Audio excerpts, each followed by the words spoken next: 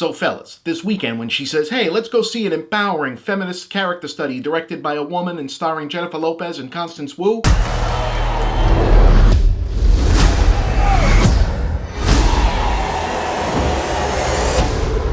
say yes.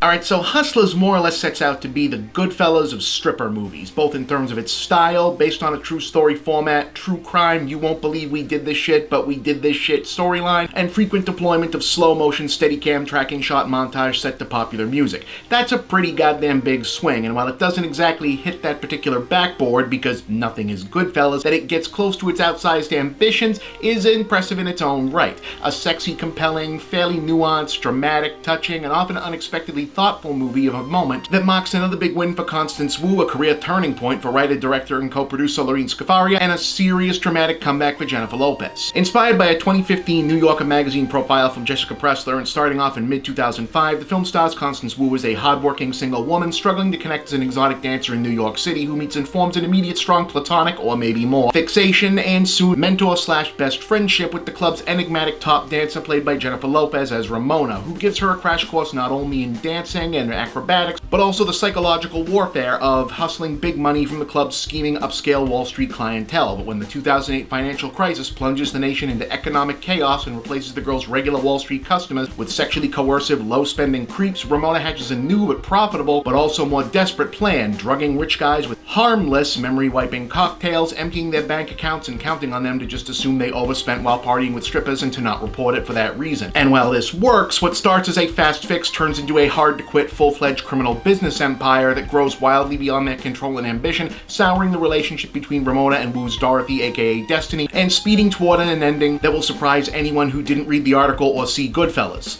or Casino, or The Wolf of Wall Street, or just Wall Street, The Big Short, Boiler Room,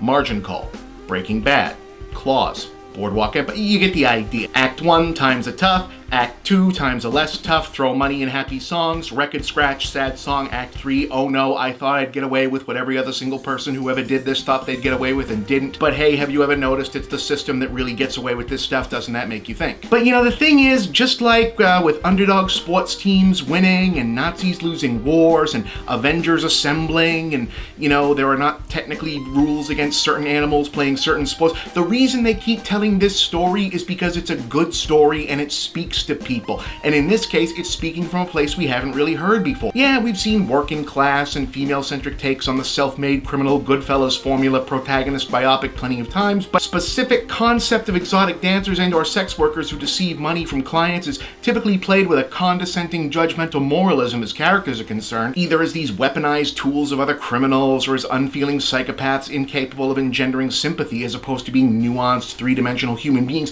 capable of good or evil depths. You know, it's a victim for James Bond to save, or a honey trap we're not supposed to like, but not really ever a person. But here, that's exactly what they are. They have hopes, dreams, things they want to do. Lopez is the one who gets to play the bigger spectrum of all of that, since we're seeing her mainly at the extremes as this larger-than-life figure either of menace or angelic grace, as viewed by Wu's more centric narrator, whose fixation on her wavers through the duration of the film on a knife's edge between romantic and parasocial without ever fully tipping over into something outright sexual, although the double entendre-strewn first conversation following J-Lo's all-time jaw-dropper of a character introduction scene is a masterclass in eyebrow-raising "did she just say that?" kind of dialogue. You'll see what I mean. Now look, Hustlers is not exactly super deep or mold-shattering, but it is a really damn good piece of filmmaking that would still be really solid even if it were only half as good as it was. The best reminder in years of why Jennifer Lopez, who is all but certainly looking at a Best Supporting Actress nomination off this, I think, became a movie star in the first place, and why Constance Wu is going to be one. 8 out of 10, don't miss this one.